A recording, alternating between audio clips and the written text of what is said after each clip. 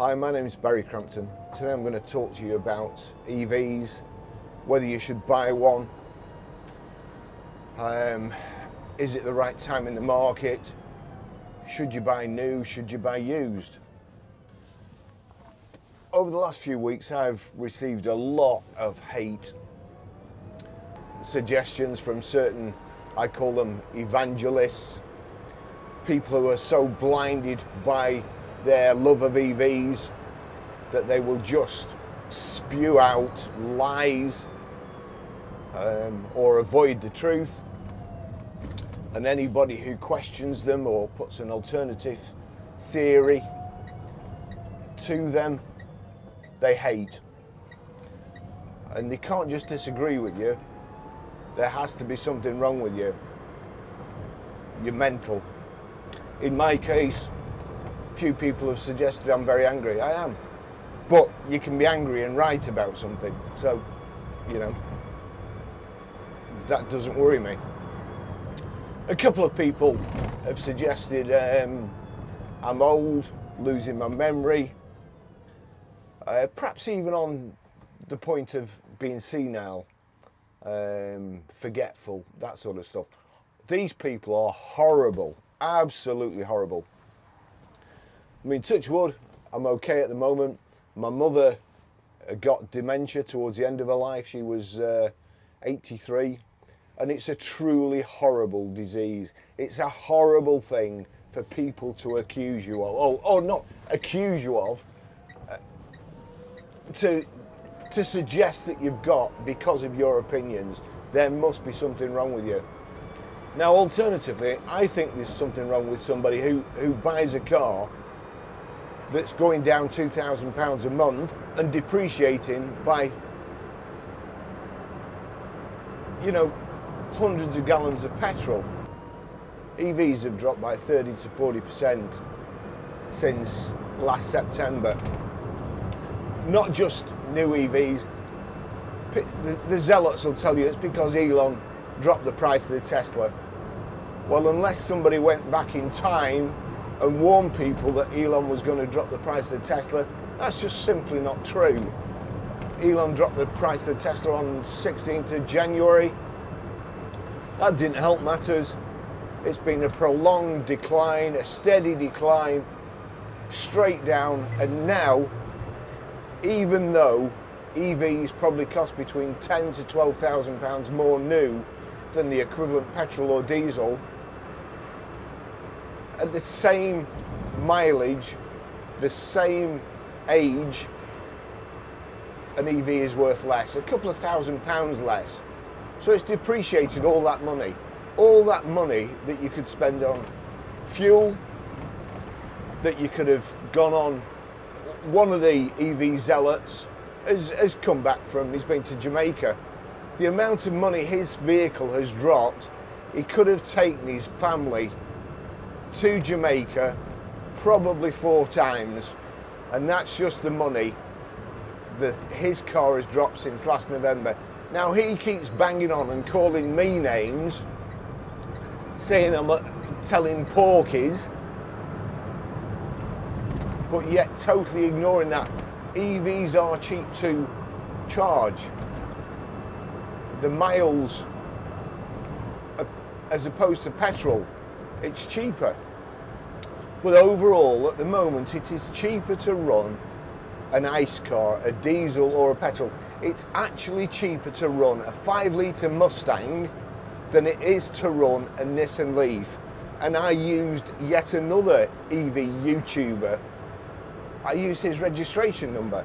He tries to conceal his registration number, but I managed to piece it together doing a bit of Jim Rockford work.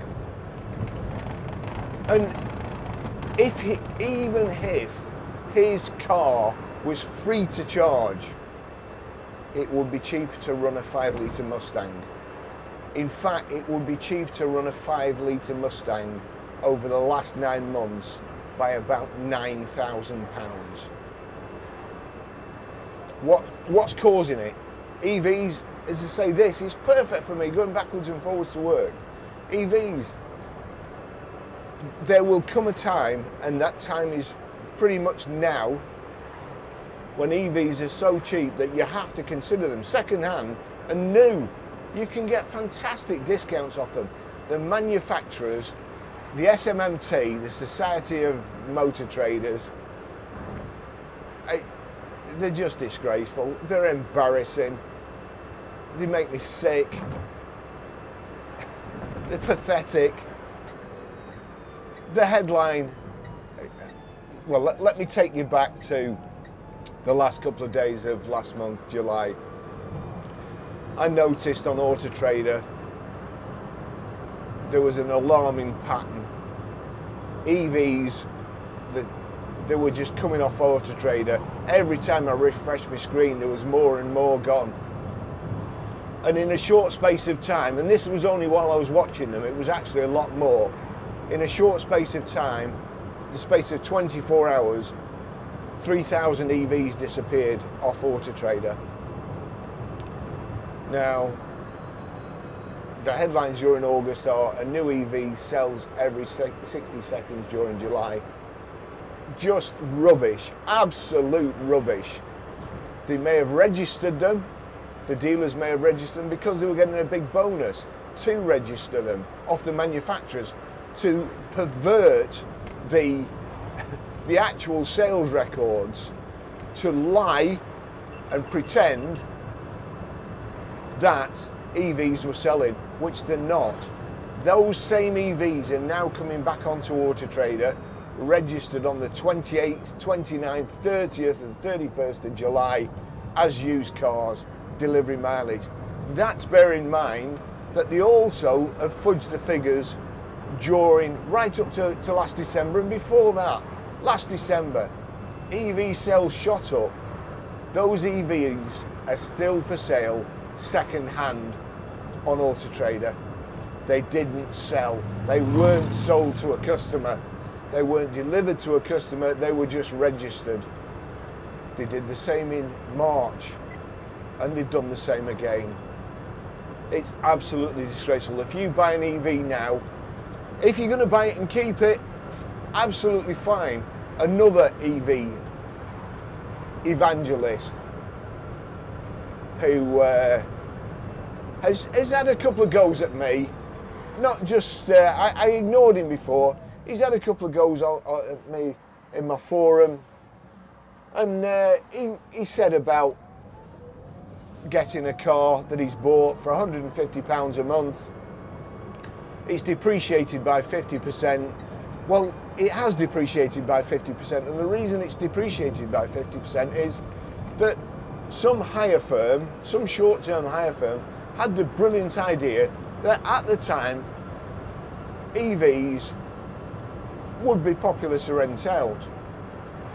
But as they started depreciating, they realised, in fact the shareholders realised, that they were depreciating more a month than they could charge renting them out. What happened? They went skint. So a load of Renault Zoes and other vehicles have come onto the market. The big chains have picked them up, they've pinched them, they've nicked them. They're doing 0% finance and stuff like that, and 2.9% finance. If ever you get a deal like that that sounds too good to be true, it is too good to be true. And this chap, if he's buying it to keep it, as I said to him, then great. But if he's paying £150 a month off, and currently it's dropping £700 a month, 4 of his payments, or 4 and a bit of his payments, oh, thank you. Thanks very much. So it's dropping 4 of his payments a month. Pretty soon,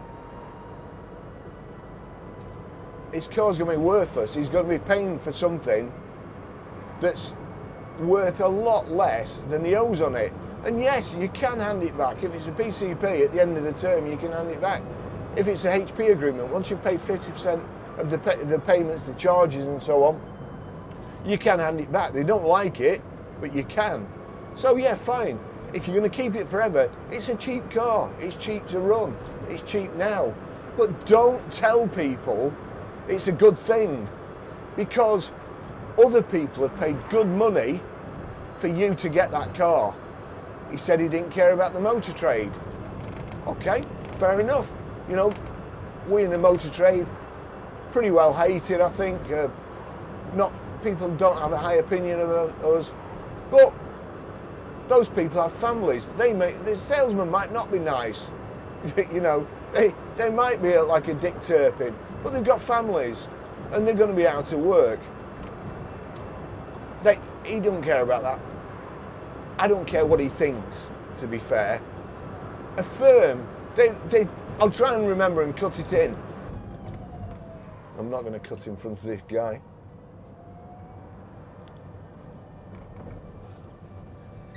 So, you know, that wasn't a good business. Motorpoint, they had a torrid time because they had so many EVs. I'd looked at the website and all their EVs reduced by 5,000, reduced by 6,000, 7,000. You don't make £7,000 on a car. These days, you look if you make £1,000, and £1,000 of that £200 goes to the government in VAT. You've got warranty, you know, he's driving around for 3 months. If it goes wrong, you can quite easily lose money. I'm not looking for sympathy. I love the job. Done it all my life. I really, really love it. It gives me energy. Some of the other EV zealots, one in particular, nasty guy, he suggested that if I wasn't so angry and my memory wasn't so bad, that I would be able to perhaps look after my customers better or something like that. I don't want to misquote him, but that was the general idea. So again, I'd be able to retire. Not only is he suggesting that I should be retired and my memory's gone, you know, that kind of I don't know what I'm doing. Just horrible people. What other?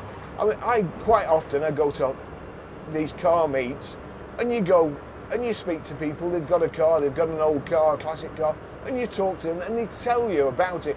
They tell you all its plus points. Not one of them have ever said to me, "You should have an EV. You're killing the planet. You're killing children." Well, in all fairness, we're not really. At the moment, EVs are being manufactured. They may be cleaner. They're not 100% cleaner. They create more CO2 when they're being made. And there's the whole thing about how cobalt's mined, who's mining it, slave labour, child labour, terrible working conditions. It's horrendous. But they conveniently put that, right, we'll tuck that round there, we'll just talk about charging. Because they are cheap to charge. Nobody says they aren't, but they're not cheap to run. So, should you buy an EV at the moment? No. Unless you're going to keep it forever. If you're going to keep it forever, like my intention was with this, fine. This car, it can only drop, it costs £8,850. That's all it can drop. It's dead convenient. I get to work, I plug it in, I go home, park it outside. The worst thing that could happen is I could lose £8,850. It may happen. It's not going down £8,850, in 4 or 5 months. This is what you have to bear in mind. Before you buy an EV, do some research. Go to the garage. There's some great deals on them. Go to the garage, make the salesman sell it you. Don't buy off one of these disruptors. These disruptors, like there's a lovely lady. She looks really, really nice. Ginny Buckley as well. Really nice. But their income comes from selling EVs. Not once have they mentioned depreciation. Not once have they mentioned that on Ginny Buckley's website, there's some cars, some EVs, they only do EVs, that were registered in 2019. They've got delivery mileage on, they're still for sale. There was supposed to be a long waiting list for EVs. You couldn't get them. They were bringing over a list. You're not going to get one for 18 months. They're still around. There's still some from 2021. There's still some from lots from 2022. They just, the EV industry is perpetuated by lies, and it's being helped by people like AutoTrader. They're very rose-tinted glasses. The prices are being propped up by the valuation services. They're not bringing anywhere near that. AutoTrader have a dealer auction site.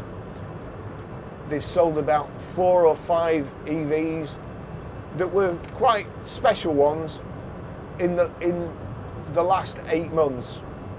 They won't take EVs in. They won't give valuations on AutoTrader on behalf of dealers. We pulled that straight away. When I noticed what the valuations on EVs were, and we used to stand up to prices, we still, we used to stand up to AutoTrader's bids. And I realised that these prices were just ludicrous. We knocked it on the head straight away. We've had a BMW i3 in, which we sold. If we sell something, we'll take it back, or we'll try to. But people who are selling EVs at the moment, they'll sell you an EV, but they won't take it back. They won't take it in part exchange. There are just, the dealers are swamped with them. That's what's causing the decrease in price. Elon reduced the prices of his Teslas because they were starting to bottleneck, they were starting to back up. He made them into a no-brainer, but they still, it decimated used Tesla prices. For people who had already bought them, it cost them a fortune. Even if they bought them the day before, from my understanding, that you couldn't claim anything back. You'd lost £16,000 overnight. Dirty tactics, dirty tricks, in my book. It's happened before.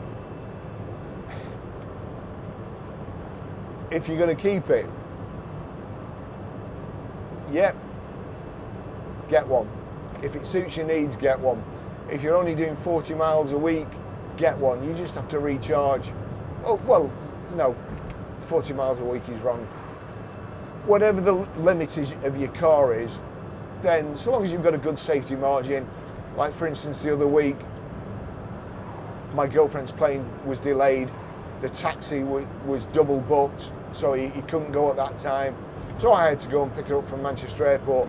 I couldn't go in this. I couldn't get a makeup bag in this, let alone a suitcase. So I had to go to the garage, get a I didn't have to get a Range Rover, but that's my preferred choice of transport. But got a Range Rover and went and picked her up. I couldn't do it in this. So long as, my friend, we've taken the i3 back off him. He's had that 5 years, loved it, absolutely loved it. It was perfect for him. It just worked about 2 miles up the road. It was great, ideal for him. But all of a sudden, he's got relatives in Nottingham. The electric range is 60 mile tops. It does have the range extender, so you can keep going with that. It's not an engine, it's a generator. But it was the inconvenience of not knowing. You could just jump in. If there was only, if there's 20 mile left in the tank, he could go to any one of hundreds of fuel stations and top it up and keep going. If he wanted to drive around the world, he could basically keep going with a 5-minute stop. So that's the difference. If you don't need that, you can get fantastic bargains on electric cars. I sell cars. I've nothing against EVs. I'm not an EV hater. What I hate about them is they're ruining the motor trade. Peter Vardy in Scotland, 2 of their depots have closed, and they blame it on not being able to get good used stock, like ICE cars, internal combustion engine cars, not being able to get them, and nobody wanting EVs. That's the difference. You can't get, ICE cars are bringing over retail. EVs are bringing way behind. You can't keep up with them. You can't put a big enough margin on an EV unless you sell it within 30 days. The next month, not only can you not make any profit, but you're going to lose £1,000 when you sell it. So be very, very careful. Make the salesman go to a garage. Don't go to a disruptor. Don't go on a website. Those people have nothing invested in the motor trade. All they're invested in is themselves. If you go to a garage that's going to sell you an EV, they'll have all the tools, all the equipment, all the staff, the mechanics to repair it, the backup to lend you a car if it goes wrong. These websites don't. They're just, you know, and you look at Crampton there, Robert Llewellyn, and you know, I used to love Red Dwarf. I really did. I thought it was way, way ahead of its time. Crampton there, when Rimmer taught him to lie and he goes into lie mode. Robert, leave it on the program. You're still doing it now. You're not addressing the facts. You're pulling the wool over people's eyes. And the other guy, Quentin Wilson, I did a calculation on Quentin's website. He's seen getting into, there's a photograph of him getting into a Tesla. I used the registration off the Tesla to do a few calculations, and the calculations were something like the money that Tesla has dropped. You know, you could buy enough fuel for a Range Rover to perhaps do 100,000 miles. And all you see is his face just giving out misinformation to suit him. He's got this fair charge thing. He's trying to get cheaper charging. He's trying to get VAT knocked off charging at you know, external charging points, because you don't think it's fair. They already get a fantastic tax concession. It makes it a no-brainer. If you get a company car or whatever, it's a no-brainer to get an EV. There's all sorts of other things though that have been mentioned, and stuff that I never thought about. Ladies don't particularly want EVs because you've got to go to a charging point.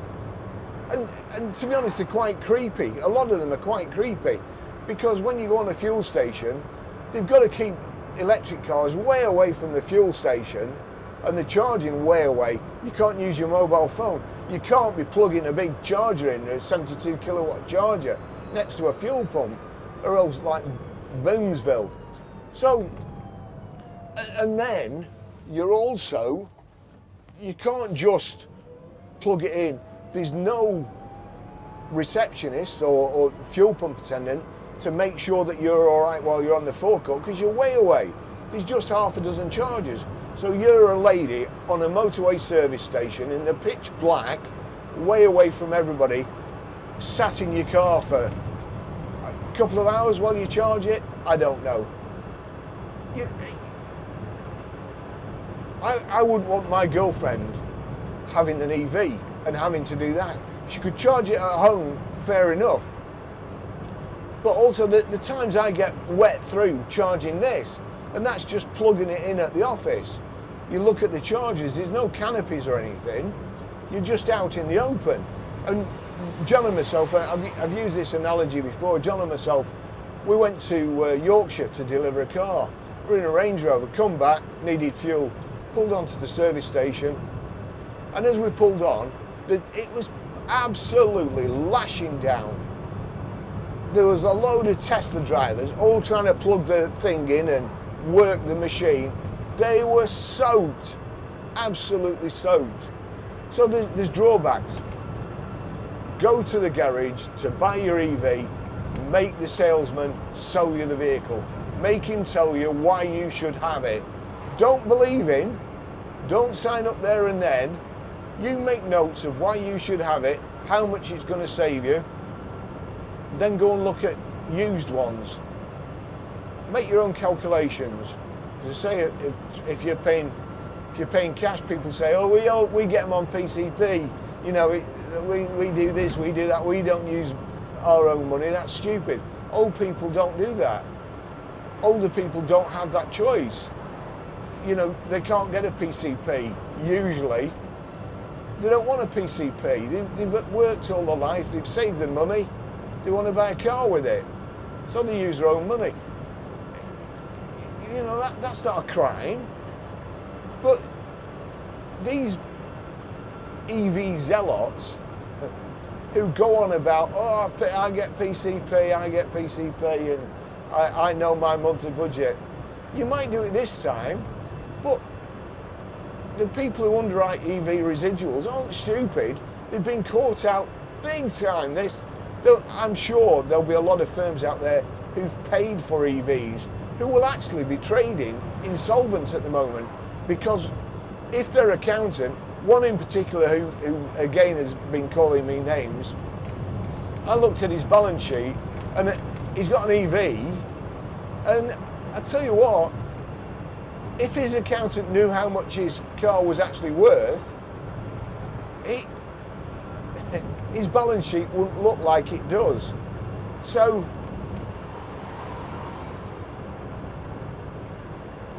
why do I not like EVs at the moment? Because I'm in the motor trade. I sell cars. I will sell EVs. I've sold loads of LPGs. I will sell EVs. We've just sold our BMW i3. In fact, we had 2 customers on it yesterday because they are so cheap. You know, now they're attracting customers. Once EVs become a no-brainer because they've dropped so much, then it will put pressure on internal combustion engines.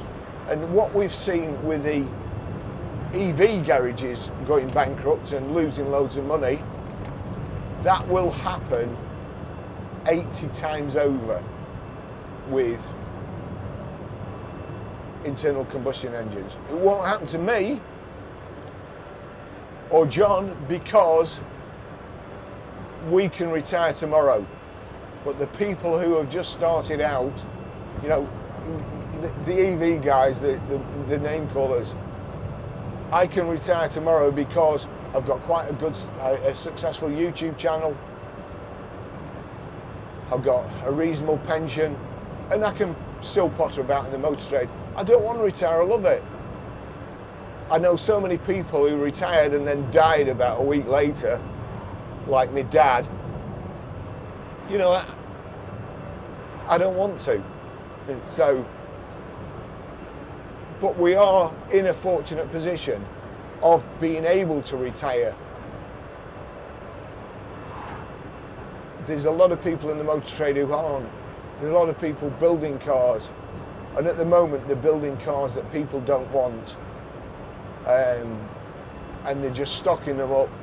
The manufacturers are playing you all for fools, pretending, and the magazines, the trade papers, all the ones who benefit from advertising, leasing EVs, and the people on the internet that repair EVs. A ship is on fire. They don't know what it is at the moment. There's EVs on it. First of all, they said there was only 25 EVs. There's 500. Right, okay. EVs may not have caused a fire, but the problem is once they catch fire, you can't put them out. So somebody could have dropped a cigarette on the ship. I don't know. Somebody could have dropped a cigarette and there was a petrol car leaking fuel. That ignited. But once the EVs caught fire, I've put an internal combustion engine out with a fire extinguisher. In fact, I put one out with a fire extinguisher that was that big. That just started under the bonnet on the motorway. And I put it out. It wasn't my car. Somebody just pulled up and I saw the smoke coming out. I stopped. It was just starting to catch fire, and I put it out. I couldn't put an EV out without specialist equipment. Imagine all these, if all these were EVs. To me, it doesn't bear thinking about. Anyhow, back to this ship. I want to ban damaged EV sales, write-offs. They're finding their way back onto the market, and the batteries, they're being sold off. They are so dangerous unless they are tested. And somebody who, again, one of the people who had a go at me, I looked at their website. They'd reduced their EVs by thousands of pounds. Never said anything about that. They repair EVs. And a really glib tweet. What do you do if you got a dead cell in your EV battery? Simple, we just replace it. Oh, that's simple, right? Okay, well that's great. You know, forgetting the fact that you have to have all sorts of protective equipment. You have to have leather gloves, you have to have rubber gloves on top of your leather gloves, you have to cordon the area off, you have to have a big sheep hook that in case you get fried, that somebody can drag your corpse off the EV battery. Forgetting all that simple, we just replace it. Forgetting all that stuff. I asked, how do you test the integrity of the battery? Because bearing in mind, if salt water gets in there, it can cause an electrical short, boom, that's it. How do you test the integrity? What do you mean? Oh, for God's sake. I mean, that was on about the 5th time. They just ignored my question the first time. Now, I actually had a business idea, and somebody, I can't be bothered with the EVs, but my idea was that all these EVs that have a crash and they're written off with structural damage, the battery is a big part of the structure, and I would imagine that it's sometimes the engine is, you know, the engine on a motorbike is part of the structure. It's built as part of the chassis. So the EV battery is this lots of bolts holding it on. Now, I'm assuming that's not because of the weight. I'm assuming it's part of the design and part of the structure. If that structure is damaged, if there is a impact anywhere, the battery is going to take some of the impact. If a petrol car, if the fuel tank leaks, you can smell it. You can smell fuel, you can smell diesel. You know, you can't smell electricity. You can smell it when it's burning, all right? There's no two ways about that. So my idea was these batteries, they should be tested. How do you test the integrity? I don't know whether they do. Let's give them the benefit of the doubt. Perhaps they do test it. Perhaps they've got a secret test that they don't want to share with me. Okay, but I can guarantee that these write-off EVs that are on the internet that are sold, there's twice as many people selling write-off EVs, private sellers, than there are dealers. Ask yourself why. Those cars have been repaired cheaply in a garage because they are actually mostly traders. There'll be some proper privates who've probably bought them unwittingly, but there'll be body shop people. There'll be people who repair them at weekend. They'll have bought them from Copart and are making money. They don't make money by doing the job properly. They make money by cutting corners. And I can guarantee that the integrity of that battery will not be tested. You're going to buy that car. If you've got a garage underneath your house, in your house, built into your house, attached to your house, and there's any problems, I mean, even if there's a flood, we're in a flood area around here. Even if there's a flood, your house gets flooded, that's bad enough. You get water in your EV battery and it goes up, then it's not just a matter of pumping water out of your house, It's a matter of rebuilding it. So anyway, I came out for a coffee. That was a bit of a rant. I might appear angry. People lying make me angry. I don't lie in my job. I sell cars, I don't lie. My partner, my business partner, John, he doesn't lie.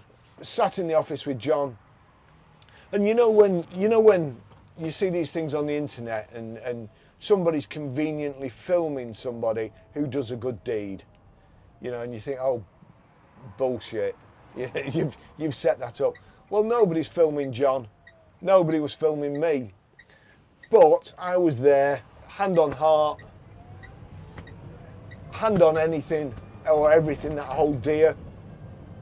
Which, to be fair, isn't a lot because I don't get attached to stuff. But John asked the customer, we ask customers how much they want. Usually, if they say way too much, then there's probably nothing can be done. But if there's somewhere near, then you start negotiating. You know, you start a discourse. And this chap said 9.5 grand. Now, John didn't say, yeah, all right. John didn't say 9.5 grand and then wait till he went out of the office and then go, oh, Bass, that was a good deal, that's the cheap car. He didn't do that. What he did do was say, well, I'm not going to give you 9.5 grand because your car's worth 10. I've said this before, if me and John make any money, John spends it on his grandkids, I spend it on gadgets, clothes, cameras, all sorts of stuff. The EV zealots again, I am old. I didn't expect to get this old. But I saw a great t-shirt. I didn't get this old by being stupid. So, with that thought, if you want an EV, buy it, but make sure it suits your purposes, and be aware that the amount of cars that have just been registered recently, EVs have gone down 30-40% since last November. The amount of cars they've registered recently and the amount of cars that they will register in December again to keep up the myth, the lie, is going to put pressure on EVs and make their residual values go even lower. Have a think. If it's good, fair enough, buy one. If not, get yourself a little petrol or diesel car, an economical one, cheap to tax, one that will hold its value. Don't buy from the websites. They're just lying to you, basically, in order to make money. Go to the garage, make a salesman. Sorry, I'm always doing that. I apologise. Salesperson. Make the salesperson sell you the car. Why should you have it? What do I need to do? What do I need for a charger at my house? When I plug my charger in, is it going to... I know somebody who, when he plugs his charger in, the whole street, the electric was going down in the whole street. I know somebody else who has an apartment abroad, and if it's cold, you know, global warming and all that, he's got 3 oil-filled radiators. If he has those oil-filled radiators on and plugs his kettle in, boom, his electric goes off. Don't rush into it. Don't be forced into it. Don't. All these people on the internet, oh, you best thing since sliced bread. It might be for them. It could be for them. It's not, because I've done the sums and not one of them has answered me. Not one of them has come back and said, no, you're wrong. You know, because they'd be too embarrassed. Wouldn't you be if you were telling people that something was cheap to run and you'd lost £30,000 on it in 8 months? You know, some of them nearly 50% of the value. Right, that's it. I need a coffee. I'm already hyper, so what an extra shot latte is going to do to me, I just don't know. Thanks for watching, and I'll see you in the next video. Bye-bye. GoPro, stop recording.